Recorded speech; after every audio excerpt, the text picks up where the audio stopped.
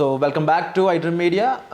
మంచు family ఇష్యూపై latest updates కోసం మనతో ఉన్నారు లాయర్ సుభాషిణి గారు, అడ్వకేట్ సుభాషిణి గారితో మాట్లాడదాం. Hi ma'am.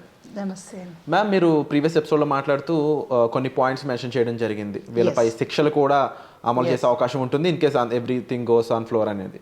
సో ఎటువంటి శిక్షలు ఉంటాయి, ఏ విధంగా ఉంటాయి, ఎందుకు శిక్షలు పడతాయి అంటారు అసలు? చూడండి, ఎవరైనా సరే చట్టాన్ని ఉల్లంఘించినప్పుడు తన చేతిలో అంటే హ్యూమన్ రైట్ వయోలేషన్ అయితే ఇక్కడ జరిగింది. అంటే ఇక్కడ ఇద్దరు కేసెస్ ఇచ్చుకున్నారు కాబట్టి అక్కడ ఒక క్రిమినల్ యాక్ట్ అయితే జరిగినట్టుగా మనము గమనించవచ్చు. నా మీద తను, తన మీద నేను అన్నది అక్కడ తీసుకొచ్చేసిండ్రు. కాబట్టి అక్కడ క్రిమినల్ ట్రెస్పాస్ చూపిస్తున్నారు, ప్లస్ క్రిమినల్ ఇంటిమిడేషన్ కూడా చూపిస్తున్నారు, ఇంకా దెబ్బలు తాకినట్టుగా కూడా చూపిస్తున్నారు. సో దీంట్లో ఏంటంటే 2 years కన్విక్షన్ కొన్ని ఉన్నది, మళ్ళీ 2 years అబోవ్ అండ్ ఫైన్ కూడా ఉంది. అది కనుక గ్రీవియస్ హర్ట్ ఉండి అంటే మనిషి చావడానికి ముందు కనుక ఇంకా కాస్త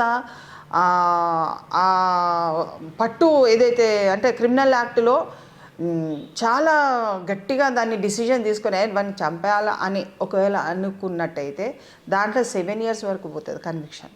చావకపోవచ్చు మనిషి, కానీ అందుకు సంబంధించిన చంపడానికి ఒక ప్రయత్నం కూడా చేసినట్టయితే దాంట్లో అక్కడి వరకు వెళ్ళిపోతుంది కేసు. సో దీంట్లో ఏంటంటే 7 years కన్విక్షన్ వరకు వెళ్ళే అవకాశాలు ఉంటాయి కదా. 2 years మనం చూస్తున్నాము, ఏ సెక్షన్స్ పెట్టినా 2 years కన్విక్షన్స్ అయితే ఉన్నవి. కానీ ఒక సెలబ్రిటీస్ హోదాలో ఉండి చట్టాన్ని నీ చేతులు ఎందుకు తీసుకోవాలి? మంజు గారైనా సరే, లేకుంటే ఒక సీనియర్ సిటిజన్గా ఉన్న మోహన్ బాబు గారైనా సరే, పబ్లిక్కి మీరు ఎంతైనా చెప్పచ్చు అండి, ఏదైనా చెప్పచ్చు, కానీ నీ ఇంట్లో ఒక అఘాత్యం జరగద్దు కదా. జరగకుండా చూసుకోవాల్సిన బాధ్యత, అంత సెక్యూరిటీ వాళ్ళు ఉన్న చోట ఒక అఘాత్యం ఎట్లా జరుగుతుంది? జరగద్దు. ఎందుకంటే వాళ్ళు celebrities, they are the public heroes.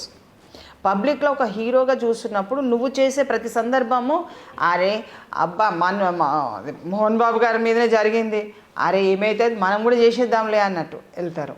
అంత అంటే చట్టాన్ని మీ చేతులకు తీసుకోవద్దండి ఎవరైనా సరే. దానివల్ల ఏమవుతుందంటే రేపు భవిష్యత్తులో అంటే సామాన్య జనానికి కూడా అదొక ఆన్సరబుల్ అయిపోతుంది. అందరం చట్టాన్ని చేతిలో తీసుకున్నాం అనుకోండి, అందరు తలకాయలు వలగొట్టుకొని కూర్చోవలసిందే. You need the property. Manchu Manoj అయినా కానీ తను సంపాదించినప్పుడు వీళ్ళ ఉమ్మడి ఆస్తిలో వాళ్ళ యొక్క సంపాదన ఉమ్మడి ఆస్తిలో కనుక ఇంక్లూడ్ చేసి వాళ్ళు టోటాలిటీలో చూపించుకున్నట్టయితే he can claim the definitely knock the door of the legal system.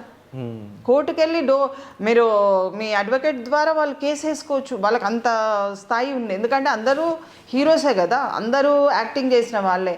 ఎవరెవరికి ఎంత నీకు, ఎందుకంటే ఇప్పుడు ఒక సామాన్యుడు ఒక హైదరాబాద్లో మెయింటైన్ చేయాలంటే మినిమం 30,000 ఉండాలండి.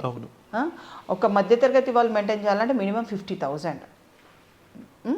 ఒక సెలబ్రిటీ మెయింటైన్ చేయాలంటే 3-4 లక్షలు అవసరం ఉంటుంది. You can't maintain with 30,000 their house. ఆయన అన్ని ప్లేసెస్కి వెళ్తున్నాడు, భార్యను తీసుకొని వెళ్తున్నాడు, కొడుకుని తీసుకొని వెళ్తున్నాడు. వాళ్ళు అంటే ఒక జీవితాన్ని నడపడానికి వాళ్ళు ఒక ప్రయత్నం చేస్తున్నారు. మరి ఫైనాన్షియల్గా వాళ్ళ స్టెబిలిటీ లేకుంటే ఎట్లా వెళ్తారు?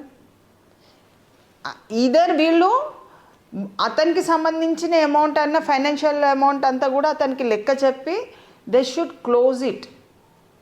అప్పుడు ఏమంటారు, అరే భయ్ మోహన్ బాబు గారు లాగా మనం కూడా మన ప్రాపర్టీస్ గురించి మాట్లాడుకొని అన్నదమ్ములము మరి క్లోజ్ చేసుకుందామని వస్తారు. అంటే ఒక celebrity should be an example for others. 1000 మంది. అండ్ మ్యామ్, ఎలాంటి టైంలో నిజంగా అంత అంటే ఎటువంటి సెక్షన్స్ అసలు వీళ్ళ మీదకి అప్లై అవుతా అంటారు? ఇప్పుడు 319 ఆఫ్ BNS భారతీయ న్యాయ సంహిత అంటే మన కొత్త చట్టాలు వచ్చినాయి కదా, ఇది ఇప్పుడే జరిగింది. అంటే ఆఫ్టర్ June 2024 భారతీయ న్యాయ సంహిత ఏదైతే ఉన్నదో ఆ సెక్షన్స్ ప్రకారం ఇప్పుడు వర్తిస్తాయండి. ఈ సంవత్సరంలో ఏదైతే క్రిమినల్ యాక్ట్స్ జరిగినాయో అప్పటికప్పుడే, కానీ ఎవరు కూడా జోక్గా తీసుకోవద్దండి. ఎవరు అంటే మాట్లాడడానికి కూడా ఒక సిటిజన్గా మనకు అర్హత లేదు. చట్టాన్ని దూషించడానికి కానీ చట్టం పైన వ్యతిరేకమైన స్టేట్మెంట్స్ పబ్లిక్ పరంగా ఇచ్చేది కూడా మనకు అర్హత లేదు. ఒక సిటిజన్గా we should all respect our లాని తప్పకుండా రెస్పెక్ట్ చేయాలి, లేకుంటే వాళ్ళకు కూడా అంతకంతే అనుభవించవలసి వస్తుంది. కాబట్టి సెలబ్రిటీస్ ఎవ్వరు కూడా వాళ్ళు చేసే ఏ క్రిమినల్ యాక్ట్స్ కూడా చెయ్యొద్దు అన్నది నిర్ణయం చేసుకోవాలి. ఫస్ట్ ఆఫ్ ఆల్ నీ ఇంట్లో ఏ యాక్ట్ కూడా ఈ తప్పు జరగద్దు అన్నది పోతేనే వాళ్లకు ముందు వెళ్తుంది. ఎందుకంటే ఇప్పుడు భారతీయ న్యాయ సంహిత కింద ఆల్రెడీ వాళ్ళ మీద 351 Clause 2 అంటే క్రిమినల్ ఇంటిమిడేషన్ సెక్షన్స్ కూడా అట్రాక్ట్ అయినాయి. అంటే పరస్పరంగా పెట్టేసాడు, ఇటు నుంచి ఒకటి అటు నుంచి ఒకటి కౌంటర్ కేసెస్ అంటారు ఇవి. అయితే ఈ కౌంటర్ కేసెస్లో ఎప్పుడు కూడా మనము దూరదృష్టితోనే చూడాలి. ఇది కనుక కాంప్రమైజ్ అవ్వాలి అంటే కాంప్రమైజ్ అవ్వడానికి మీరు ఇప్పుడు కేసెస్ ఎందుకు వేయాలి? కాంప్రమైజ్ చేసుకోవడానికి కేసెస్ వేయనవసరం లేదు.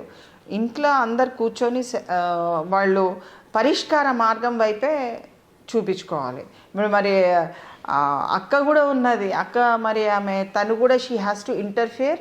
ప్రాపర్టీ అంటే అందరికీ పిల్లలు అందరికీ సమానంగా ఉంటుంది.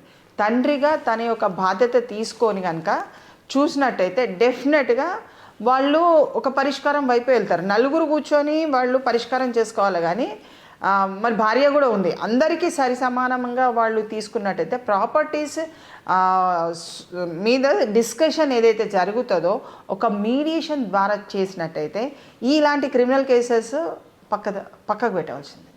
ఇలాంటి క్రిమినల్ కేసెస్కి ఎవరికి కూడా ప్రోత్సహించరాదు, ఎస్పెషల్లీ సెలబ్రిటీస్. ఎందుకంటే వాళ్ళనే మనం ఎక్కువ ఇప్పుడు చూడండి, మొన్న పుష్ప రిలీజ్ అయింది, అసలు ఎట్లా చూస్తున్నారు పబ్లిక్. ఆఫ్టర్ కోవిడ్ పీరియడ్ తర్వాత పిక్చర్స్ మీద ఎక్కువ స్థాయిలలో పిక్చర్స్ తీయడం బంద్ చేసిండ్రు ఆఫ్టర్ కోవిడ్. మరి ఇప్పుడు పబ్లిక్ అంత అట్రాక్టివ్గా వెళ్తున్నారంటే నువ్వు ఒక సెలబ్రిటీ కదా, నువ్వు సెలబ్రిటీ కాబట్టి నీవు ఇతరులకు ఒక ఉదాహరణ కింద ఉండి ఒక పరిష్కార మార్గం ఇలా చేసుకోవచ్చు. ఒక ఫ్యామిలీస్ ఇలా గొడవలు పెట్టుకోకండి, ఇలా వెళ్తే ఇలా కొట్టుకోకుండా కూడా మనం పరిష్కారం చేసుకోవచ్చు. అలాంటి వాయిస్ రేజింగ్ రావాలి. సోషల్ లైఫ్లో వాళ్ళకున్న ఇన్ఫ్లుయెన్స్ని బట్టి వాళ్ళు ఒక పాత్ని చూపించే విధంగా ఉండాలని మీరు చెప్తున్నారు మ్యామ్. 100% will agree. అండ్ తప్పకుండా మీరు చెప్పిన విధంగా మంచు లక్ష్మి గారు కూడా ఇంకా ఈ విషయంలోకి ఇంకా పూర్తిగా ఎంటర్ అవ్వలేదు. మరి ఆవిడ ఎటువంటి వచ్చి స్టేట్మెంట్స్ ఇస్తారనేది చూడాల్సి ఉంది. సో లేటెస్ట్ అప్డేట్స్ కోసం చూస్తూనే ఉండండి. వచ్చే ఎపిసోడ్లో మళ్ళీ కలుద్దాం. Thank you so much ma'am.